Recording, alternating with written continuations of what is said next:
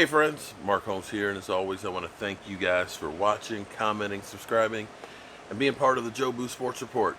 Without you guys, this literally does not work.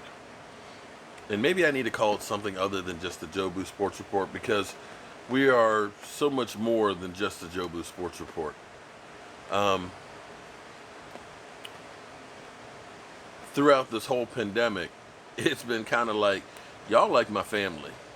Y'all are like the people that I can reach out and touch and have a conversation with because you can't go out and hang with people. And I am so thankful and blessed that I got this channel and that I have all of you guys. I just got finished doing my live stream and coming down from the experience. You know, I learned a couple of things today. Well, before I get to that, I'll go to that because people all the time say you wait till forever to get to everything. Well, yeah, that's true. So it's actually raining out here a little bit. I've got actually like a little canopy that covers up some of it. As long as the rain doesn't blow, then I don't get too wet. But it's definitely picking up. But before I get poured on, Jamal Adams. Jamal Adams wants to be a Dallas Cowboy so freaking bad. And I would love to have him on the team. You want guys that want to be here because it's a greater purpose. You're hearing him say things like, you know what, I'll bend the contract needs to be in Dallas. He's basically begging and pleading and saying, I want to be there. This is my hometown. This is in my blood. This is what I want. And that's the kind of people that you want because so many times now, one of the things that truly bugs me about football players, because see, football is so different now than when I grew up. When you played football, you weren't making the buku money that you are now. What you see Dak Prescott doing all these commercials and ads and stuff, because he wasn't really being paid by the Cowboys a great salary. So he's out there busting a hump with his part-time gig being, spokesman for everything. And that's the way it used to be in football. You had guys like Chuck McNarick was known as Concrete Charlie. It wasn't because that was the way he hit people. It's because in the offseason he did cement. Could you imagine a football player today having a regular job, doing cement work in the offseason? But that's the way it was. And when guys played football, there wasn't free agency. You didn't, after 4 years or 5 years, just get to go. You're drafted by the Cowboys. You're going to be a Cowboy as long as we say you're going to be a Cowboy.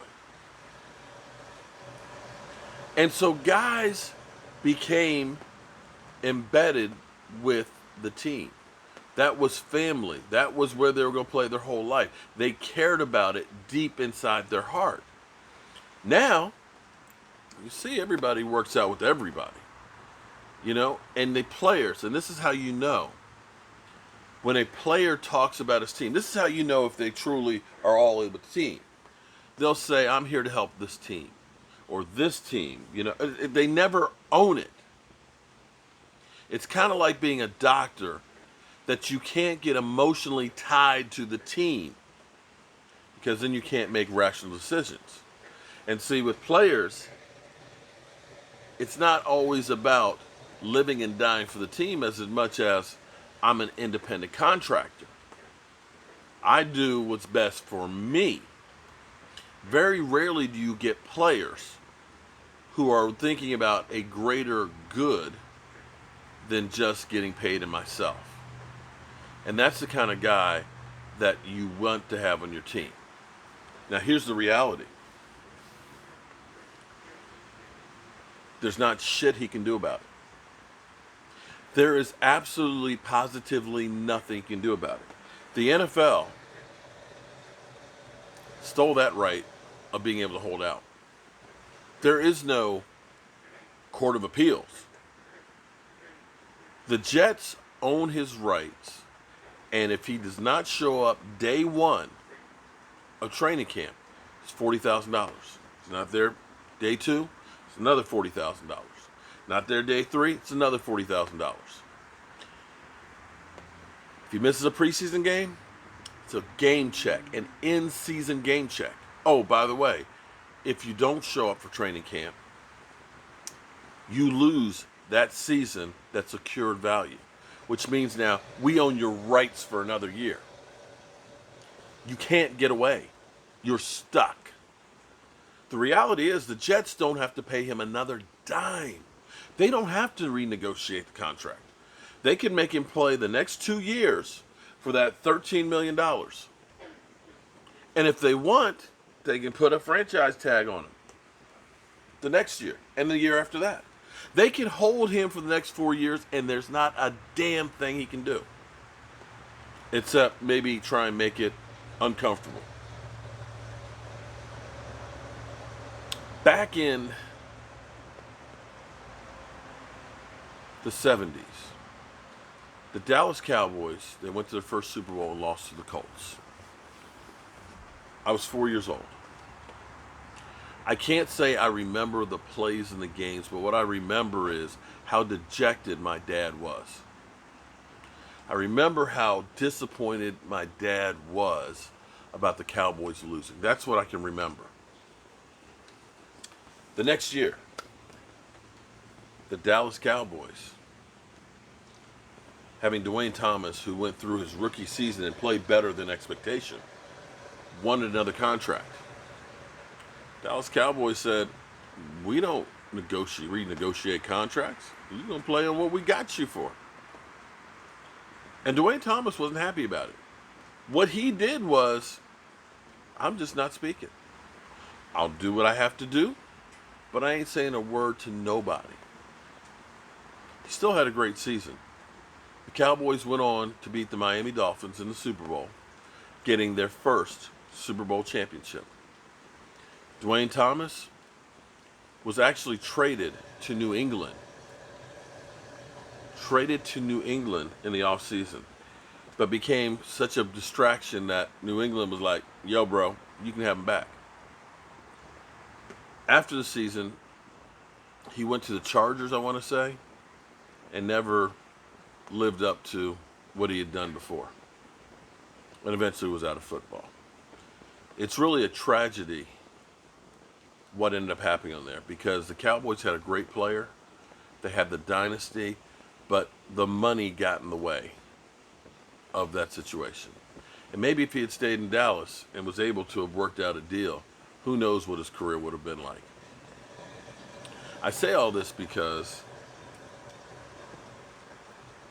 football is a sport that I absolutely positively love.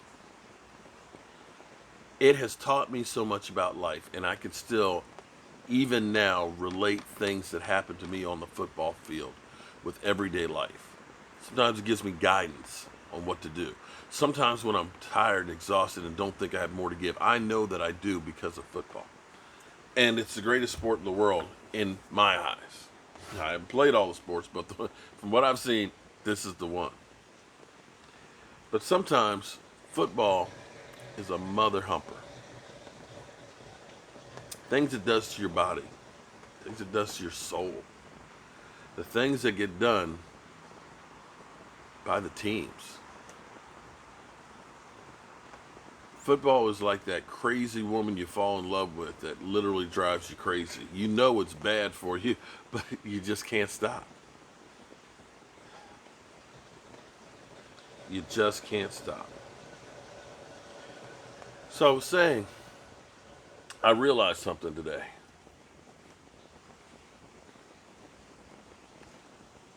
No matter who it is out there, because it was actually brethren who we haven't seen in here in a long time, who used to be blocked in here, who sent me emails of hate all the time.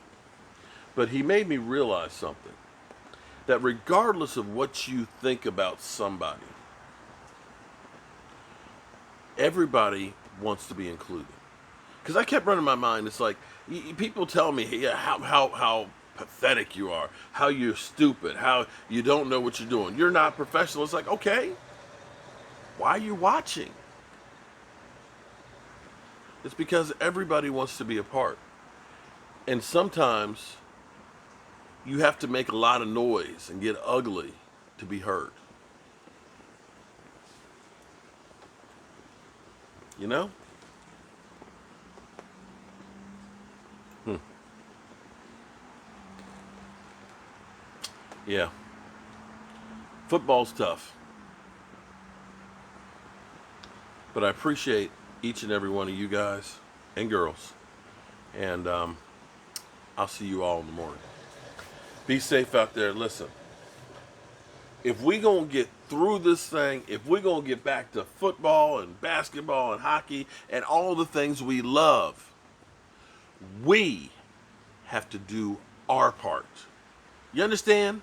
You can't wait for somebody else to do and fix this. If each of us takes responsibility on this shit, we can help all of us. All right. Damn, I didn't turn on the lights. I'll see you in the morning, y'all. Be safe. Wear a damn mask.